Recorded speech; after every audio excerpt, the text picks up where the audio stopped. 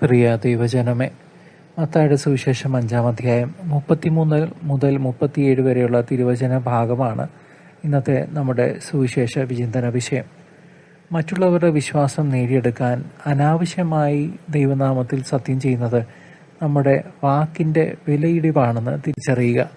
നമ്മളുടെ കുഞ്ഞുങ്ങളും ഈ തെറ്റ് കണ്ട് വളർന്ന് അവരുടെ ജീവിതത്തിലേക്ക് സ്വീകരിച്ചു കഴിഞ്ഞു എന്നുള്ളതാണ് ദാരുണമായ സത്യാവസ്ഥ. നമ്മുടെ വാക്കുകൾ അതെ എങ്കിൽ അതെ എന്നും അല്ല എങ്കിൽ അല്ല എന്നും സത്യസന്ധമായിരിക്കണമെന്നാണ് യേശുനാഥൻ ഓർമ്മിപ്പിക്കുന്നത്. ഹൃദയത്തിൽ കപടതയില്ലാത്തവർക്ക് സ്വന്തം വാക്ക് തെളിയിക്കാൻ സത്യം ചെയ്യേണ്ടി വരുന്നില്ല. സാഹചര്യങ്ങൾ എത്ര കഠിനമായാലും സത്യത്തിൽ ഉറച്ചു നിൽക്കുന്നത് വലിയൊരു ദൈവാനുഗ്രഹമാണ്. നമ്മുടെ വാക്കുകളിലെ വിശ്വസ്തത പിതാവായ ദൈവത്തിന് പ്രിയപ്പെട്ട ജീവിതത്തിലേക്ക് നമ്മളെ നയിക്കണം.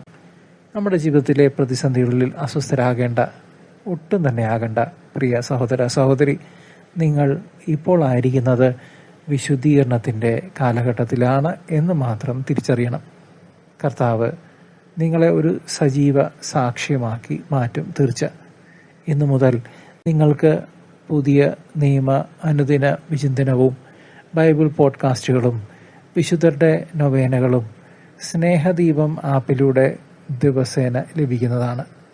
നിങ്ങൾ ആപ്പ് ഇൻസ്റ്റാൾ ചെയ്തോ? താഴെ കമൻറ്റ് ബോക്സിലൂടെ അറിയിക്കണേ. God bless U.